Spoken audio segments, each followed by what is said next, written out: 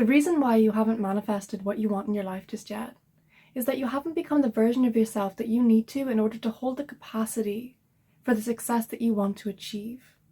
You achieve characters, not goals.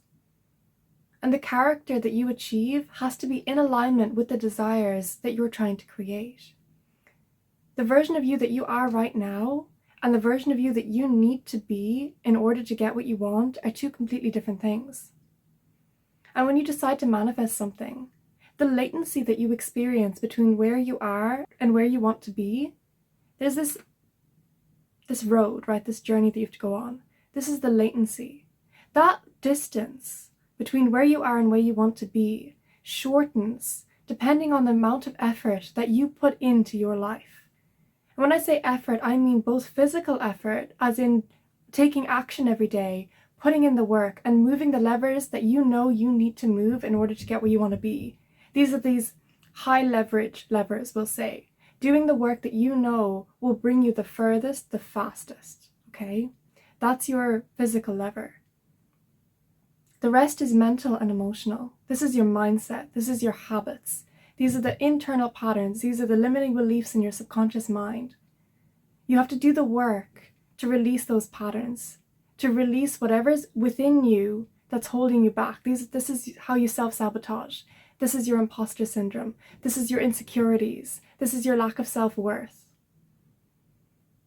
Internally, looking within, doing your meditations, doing your journaling, doing your scripting, putting energy in. This is both physical, mental, emotional, spiritual. Okay, because you have that energetic level to it as well. It's not just your beliefs in your mind. It's like the energy that you're embodying within yourself. And that will shift when you take action, both mentally and emotionally and physically. Energetically, things will shift and move around you. Look at meditation. When you're meditating, people do these guided manifestation meditations online. I love these things, right? I will constantly always sit with a meditation going on in the evening just before I go to sleep. And I find that helps me so much. But it helps me because I'm looking at my internal self, my internal energetic system, and I'm rewiring my subconscious mind as I'm doing it. I'm looking at where my stumbling blocks are, what personally is holding me back, and I'm taking whatever's triggering to me, whatever that is sitting in the darkness, and I'm lifting it. I'm bringing it to the light. I'm holding space for it, sitting with that discomfort, sitting with the negativity, everything that's heavy and dense within me, that I know are like these shackles that are pulling me down to the bottom of the ocean and tying me there. I'm unlocking those shackles as I go along. Undoing these shackles, that is the mental and emotional work.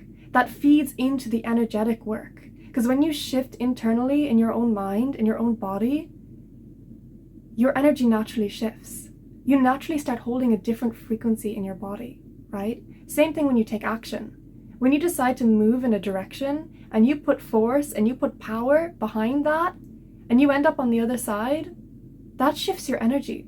Your whole vibration shifts from taking action towards your goals. This is how you evolve. This is how you develop as a person. This is where your growth is. Your growth comes from you. Your growth comes from your energy that you put into yourself. It doesn't come from a higher power. It doesn't come from this divine being that's outside of yourself. Your power lies within. You have full autonomy over your own body, over your own mind. You are the one that shifts. You were given free will. And you can decide to either stay stagnant where you are, or you can decide to move forwards in your life and take action. Now, I do believe in a higher power. I do believe there's something out there that helps us. But I also believe that we are on our own journeys, and this higher divine power that's there wants us to evolve at our own pace. It's leaving us to do whatever we want in our life, and it's up to us to listen to our souls, listen to our intuitions, listen to the internal rhythm, our internal clocks, our internal guidance systems that we have that are innate within our own beings, and use that as a map to travel forwards in our life. Because we get to do whatever we want. We get to achieve whatever we set out to in life, there's nothing telling you that you can't achieve what you want to achieve. There's nothing holding you back, except for yourself. So when you look at something like manifestation,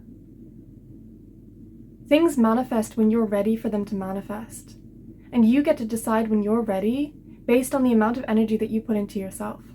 Because you have to become the character first. You have to become the version of yourself that has the capacity to hold what it is you're wanting to achieve. And only you can give that to yourself. Nobody else can do that for you. Nobody else is coming to pour energy into you. Nobody else is coming to force you to change and develop and grow as a person. Nothing outside of you can push you forwards except for you. You can be motivated by things externally. You can look at something outside of you and be inspired by it and get energy from it, and you can feed off of that energy. But at the end of the day, it's that internal rhythm, that internal clock that you have that's going to push you forwards. You can use stuff in the external to trigger you into action, but that action is still coming from your own power within. You have full autonomy over yourself and over your life. When you're manifesting, you're not waiting to be given something from this higher power. You are giving it to yourself. Nothing is standing in your way except for you, your own mind, your own limiting belief system, your own patterns, your own habits, your own lack of discipline, your inability to deal with resistance, your lack of clarity, your lack of direction, your fear of failure, your imposter syndrome, your fear of judgment, your fear of what other people think of you. All of that is within you. You can wake up tomorrow morning and decide you're not going to be afraid anymore. You can wake up tomorrow morning and decide that you're not an imposter, that you don't feel imposter syndrome. And you can just take action towards your goals. What is internally within you is holding you back, and only you can release that. But you have to put in the work. And the way to do that is just by forming a deeper relationship with yourself. Sitting with yourself, talking to yourself, getting to know yourself. Feeling safe with yourself. Trusting yourself. Finding that part within you. Learning how to depend on yourself. Because that's part of self-trust. Self-trust is formed by you saying you're going to do something and then actually going out and doing it. Proving to yourself that you are reliable to yourself. That's part of self-love. You going out into the world and deciding that you are going to achieve your goals, that you are going to get what you want to get out of your own life, that you are going to live a good, beautiful, wonderful life that you enjoy, that you know that you deserve. That is self-love. You taking action towards what you want and actually getting there, knowing that you're going to get there as you're taking action, believing in yourself. That is self-love. You sitting and doing your meditations every morning, every evening, you going on your walks, you going to the gym. All of that is self-love. You eating healthy, you pouring energy into yourself, you focusing on yourself, focusing on your life, deciding what you want and putting yourself first, choosing yourself in that moment. That is how you love yourself. And the more love you pour into yourself, the more that you'll get further ahead in life. Because that love is that life force energy. We talk about putting power behind something, putting power into your words, putting power into your actions to get you where you want to be in life. That power comes from your love that you have for yourself. You cannot run off of self-hatred. You can't run off of self-neglect. You can't run off of your fears. Pour into yourself. Decide what you want and actually put energy and effort into going after where you want to get to and get yourself there. Know that you can. Because why would you have these dreams, goals, and desires if you couldn't get there? They wouldn't be planted on your heart if they weren't meant for you. But you are the one who needs to get yourself there. Because nobody else is going to do it for you.